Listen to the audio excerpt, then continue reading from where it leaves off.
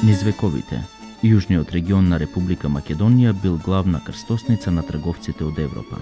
Можеби, еден од предусловите да се развие лесната индустрија во Гевгелиско-Валандовскиот регион бил токму овој приоритет, што ја прави територијата транспарентна за голем број партнери од соседните земји, па и од Европа. Стопанството во Гевгелија, Богданци и Валандово почнува да се развива со врски на оделни трговци кои акумулираат свој капитал во градот, отворајќи можност за вработување на населението. Во 1898 година Гевгелија ја отвора првата фабрика за точење свилен конец. Првите партнери во градот доаѓаат од Италија и Франција, така што градот станува центар на свиларството. Во него свилен конец не се носел само од Богданци и од Валандово, туку жителите од околните населени места од соседна Грција исто така производот го носеле за обработка во Гевгелија.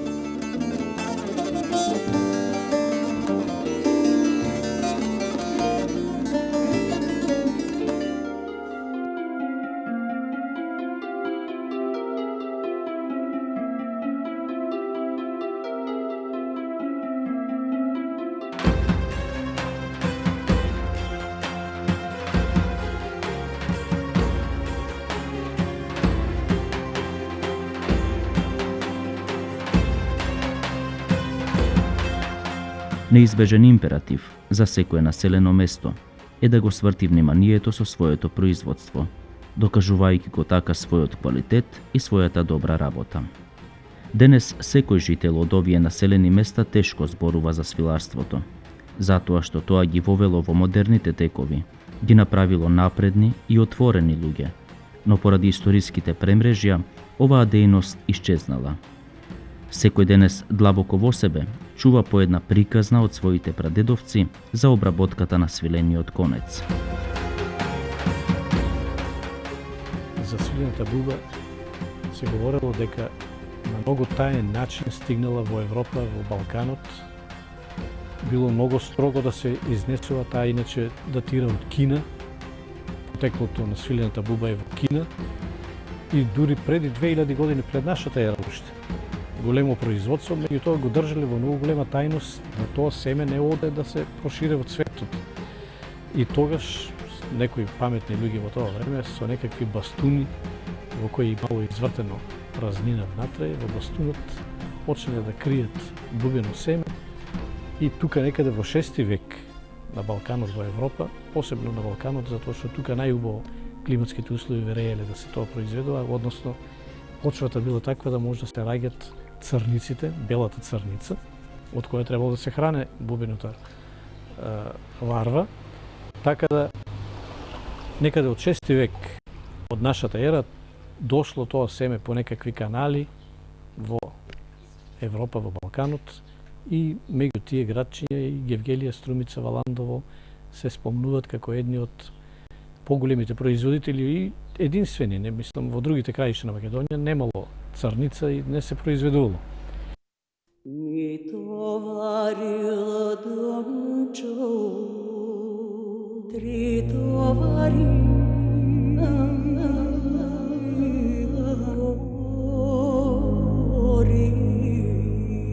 со изградбата на железничката линија, која поминувала низ градот на одреден начин, ја направил Гевгелија центар на јужниот дел од Македонија.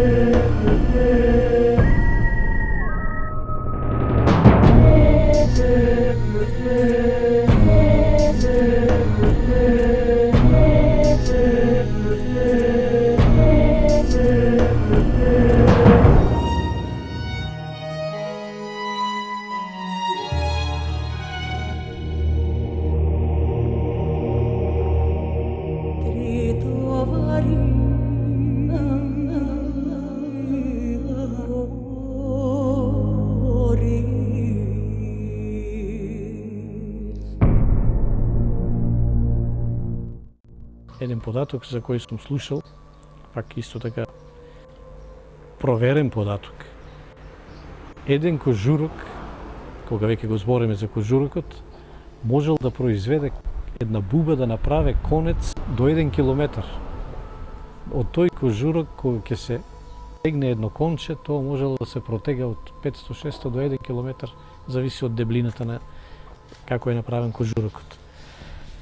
Иначе во тие куќи што ги имало во Гевгелија, посебно сега веќе може биде само некоја сеќавање на тие куќи, има може во некои села уште, се правеле леси, дрвени леси, на лесата се ставало пардија, така ги викале кај нас трска. На пардијата луѓето ќе земеле семе во кутијка, семето се чувало обично, тогаш немало фрижидери. Во Гевгелијско исклучиво го носеле семето преко зимата и пролета да стое и летото да стое во селото Хума. Кога ќе дошло април месец, ќе го зеле семето, го пакувале во кутијки и тие кутијки ги распродавале на луѓето и секој од фамилијата почнувал прво од еден весник, од една хартија од метар на метар, ќе го истуриле семето и ќе почнало тоа да оживува на топло. Во април месец веќе се стоплува времето, дури ако било ладно, ако имало дождови, луѓето биле должни да створат некоја температура, топлина, па палеле печки, па и почнувала вегетацијата, веќе листот од црницата се појавува и тие најтенките, најмалечките ливчиња прво ќе ги дробеле како тутунот што се дробел и полека тоа го ставале врз тој весник, врз таа хартија, врз тие ларвички, малички кои биле како сусамче, многу ситни, бели. Ќе почнале да оживеават и тогаш тоа ќе почнало да грицка, од малечка ларвичка станувало до 5-6 сантиметра еден црв, една буба, која ќе почнала да од нејната уста да излачува некаква течност и таа течност ќе се претвара во некакво кожурче и она ќе остане внатре ларвата и ќе се створи кожурокот. Така тие луѓе од тоа семенце ќе створеле, да речеме, 500, 400, 300, зависи кој колку зел, колку кутијки купил семе и ќе направиле во некакви бали, во некакви арари ги викале во тоа време, големи вреки, ќе ги собереле кожурците и ги носеле таму од кај што го зеле семето. Да речеме, од тие 5, 6, 10 луѓе кои во Гевгелија биле семари, гренори, така ги викале, тогаш е должноста нивна да го врате кожурокот кај нив. Ќе ги носиле кожурците кај нив, ќе ги предаделе и потоа тие почнуват да произведуваат ново семе за наредната година. Подобрите кожурци ги одвојувале, ќе излезел пеперутката од вната жива, таа што стоела во кожурокот, што го створила кожурокот. Потоа ја ставале во кесенце, таа во кесенцето ќе го изфрле семето,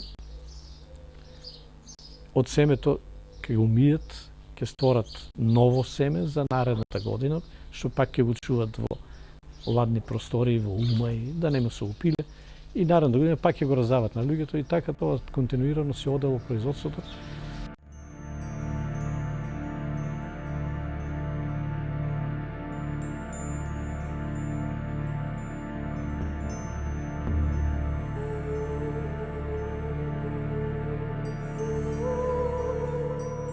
Денес, голем дел од жителите се сеќаваат на остатоците од долговечните растенија, кои што освен за хранење на свилената буба, имале и вкусни плодови, што се користеле за јадење, но и за варење на ракија, позната како дудова.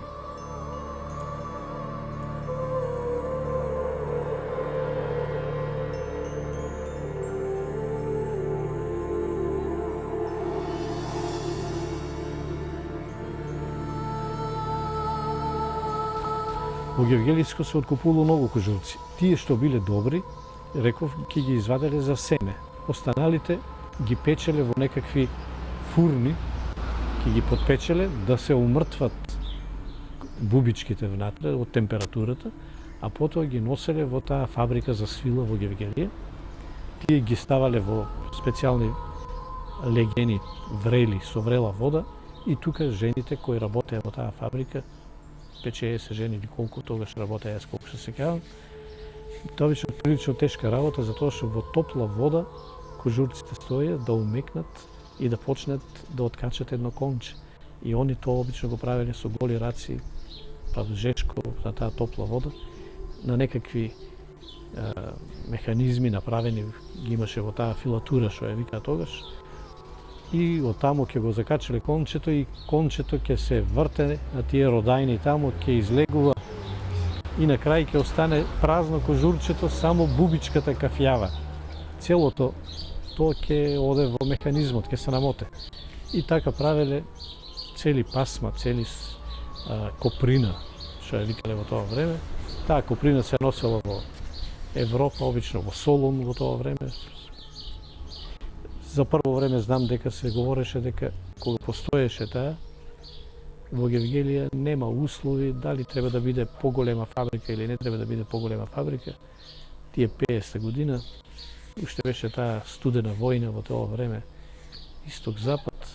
Ајде Гевгелија е гранично место, ајде да не биде во Гевгелија, ќе ја носиме во Тито Велес. И во Тито Велес се направи фабрика Нончевка Мишова, свиларски комбинат.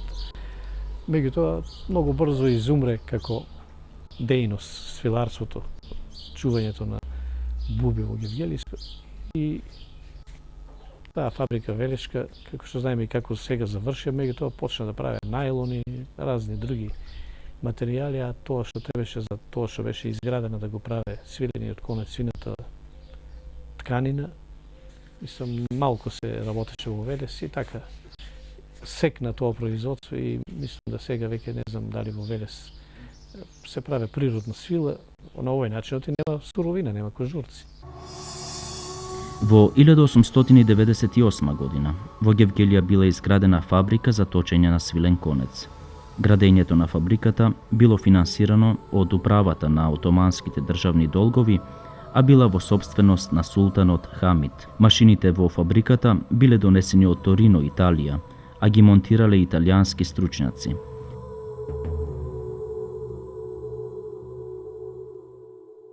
Беше ангажирана целата фамилија, од старо до младо. Децата одаа на нивите, ќе ги сечеа прчките, лисјата. Еден интересен момент беше во тоа време, обично, кога ќе требаше листот да се носе, да се бере, во април, во мај месец. Знаеа да врнат и дождови.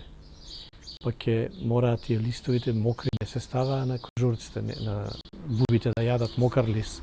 Па мора да го склонат некаде, па да го сушат. Кога ќе се добро исушат, тогаш ќе го дробе како тутун и им го ставаа на... Во почеток го дробеа по-мало, после по-крупно и на крај цели листи, цели гранки им ставаа, кога веќе долго јадеа, кога беа ларвите поголеми. Јадеа не. Така да од децата што одеа да го берат листот, до возрастните дома, до сите тие 6 недели беа ангажирани на тоа производство и на крајот се раѓаше плод. Мислам, се зима колку толку се плаќаше, добра цена имаа кожурците и понатаму другите производствени, дали грозја, дали тутун, дали друго, трето, така си надополнуваа потребите буџетски на фамилиите, а и тоа беше грото од фамилијата со кои гевгелчани на некој начин екзистира.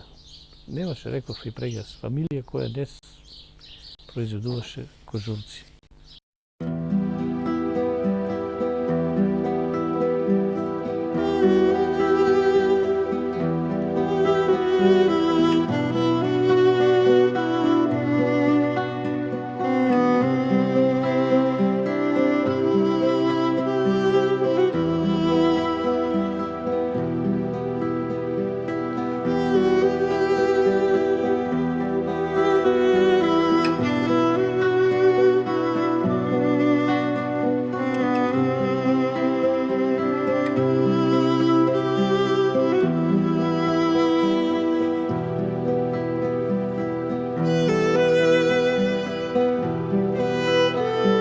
Свиларството својот зародиш не го нашол овде.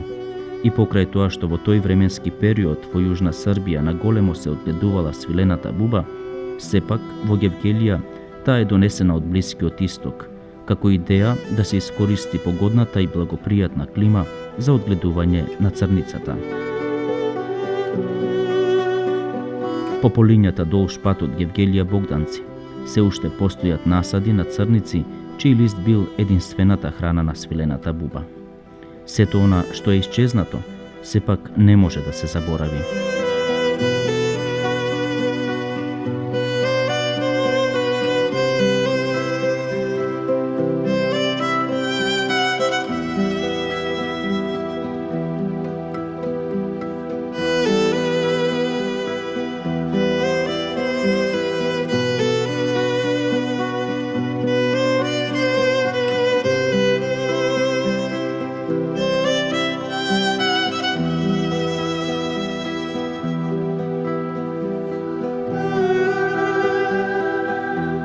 Историјата во своите анализи за вистинитоста и обстојувањето на човековите дејности забележува и активности што длабоко биле врежани во умот на поедини народи. Поради алчноста на поединци, исчезнале и никогаш повеќе не се повториле. Свиларството како индустријска гранка не само што ја подобрила финансиската моќ на жителите, туку и помогнала вниманието на голем број трговци од Европа да се сврти токму овде. Жителите од градовите во јужниот дел од Македонија, познати по својата гостопримливост, успеале да го свртат вниманието со свиларската дејност дури и на турските доселеници, кои за таа цел овозможиле изградба на фабрики.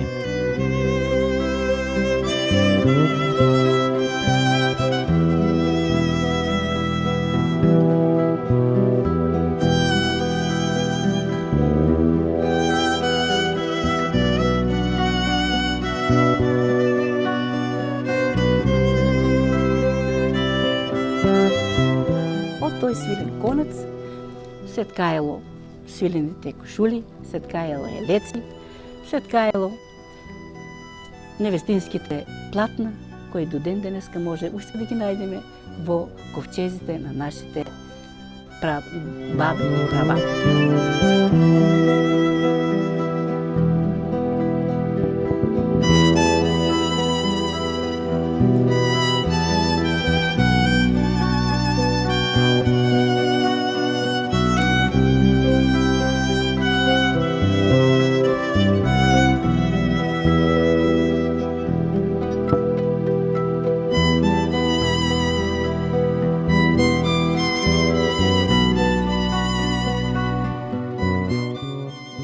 Доста се заработуваше, мој татко не одеше само на свилената буба, тој одгледуваше и други култури од земеделието. Имаше и мандра, значи и таа се одржаше, значи сам како сам тоа не можеше да го работи, се работеше со луѓе. Се фаќаше, значи луѓе кои ќе треба да помагат на таа. Пошто оваа култура за да гледаш е брза и е потребно на луѓе, на работна снага е потребно. Како сам не можеш да ја одедуваш. А тоа време, знаете како е било и тешко, треба да се меси и леп, да се готве, а жената е прва и напред треба она да оде.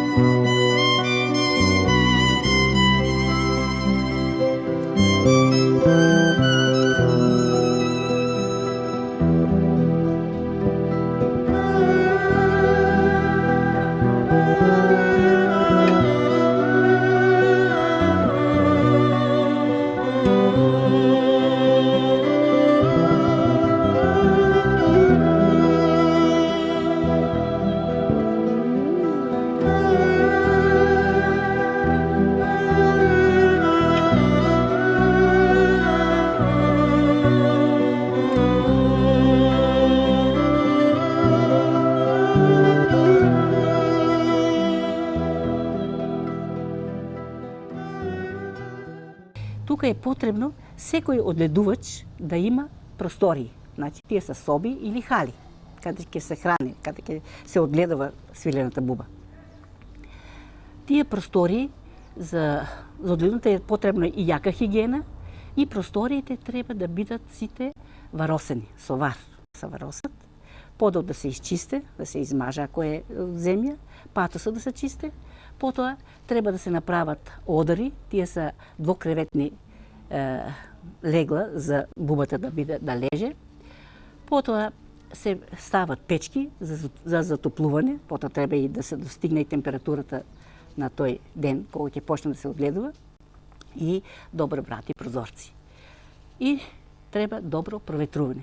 Тие се условите за еден одедувач да ги поседува. Значи. Другите услови се на стручњаците. Стручњаците треба през годината да го одржават добро семето, значи во живот да биде одржавано. Потоа треба да биде добро опакувано, значи да биде здраво и да пазат на вегетацијата на црницата, на листот од црница. Кога ќе почне вегетацијата на црницата, тогаш се пуштува, се дава семето за одедување. Значи добро треба да се развие листот и тој ден почнува со одедувањето на таа култура.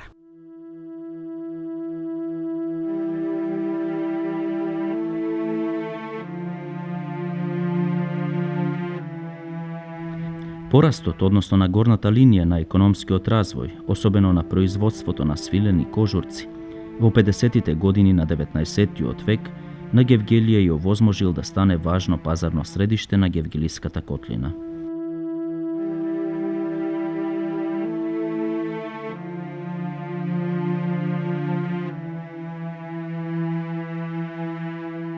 Свилата е, секој знаеме дека е најбогато нешто, тоа е природно свил, природно нешто.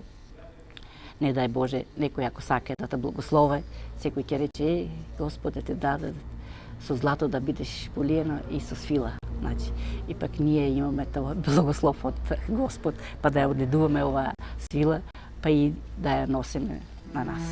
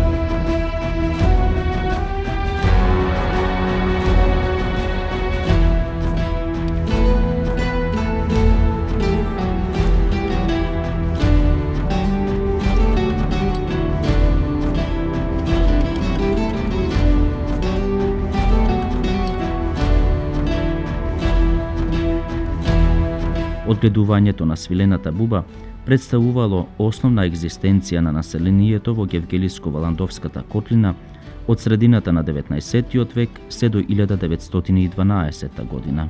Во Гевгелија се одгледувале цели шуми со црничкови дрва.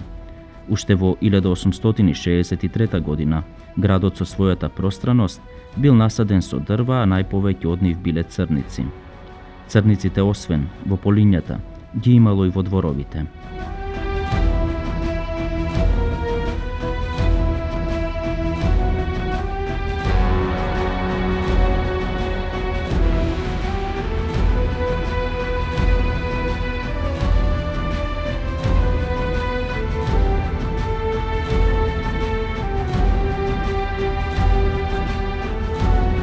Гевгелиско-Валандовскиот регион и нивната околина представувале погодна почва за одгледување на свилената буба.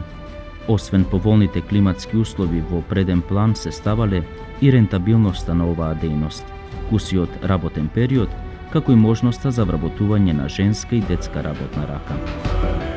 1986 година, кога градот Гевгелија требаше да одбележи 100 годишнина од неговото постоење, кога се издаде една монографија за градот Гевгелија тогаш, јас бев во тој одбор и тогаш кога се славеше 100 годишницата на Гевгелија, тогаш паднаа доста дискусии како да го зачуваме белегот на тоа кога Гевгелије живеел од свиларството, од кожулците, од свилената буба. Остана дилемата дали да се руши тој сегашниот плоштад кај што е таму трговскиот центар, со тој оджак што останало тоа време, кој не е ни автентичен оджак на тоа време, него тоа така, ето, со еден спомен, ајде се донесе заклучок да бар ако нешто друго, нешто остане од таа фабрика за свила. Да напоменам дека таа фабрика за свила е градена некаде после 30 година.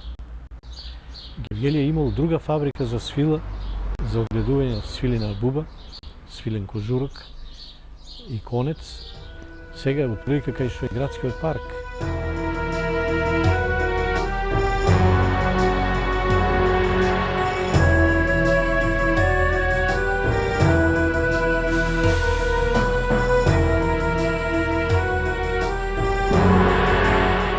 Претенкиот конец ќе се скине без да ја истка историјата во насока на заживување на оваа дејност, која во почетниот период била перспективна. Ќе се уништи еден живот кој ткаел свилени соништа за иднината, свилен живот кој бил еден од ретките на Балканскиот полуостров. Сепак, во регионот постојат сведоци кои ги зачувале кажувањата на своите предци до денес. Постојат и потомци кои се обиделе да ја сочуваат индустријската гранка и после нејзиното исчезнување.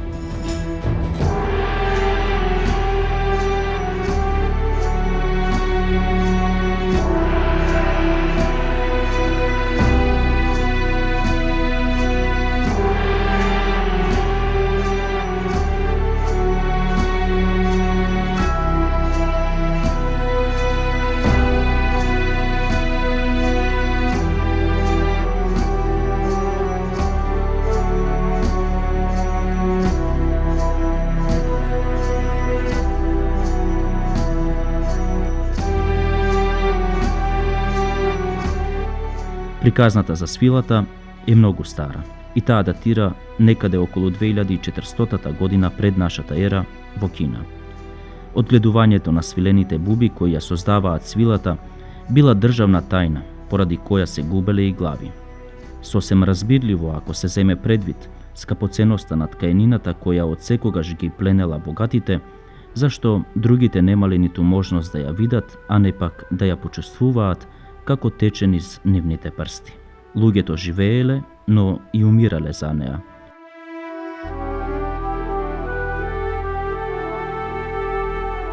Патот на свилата се уште се употребува како метафора за долгиот и мачен пат на се што е убаво, ретко и незаборавно.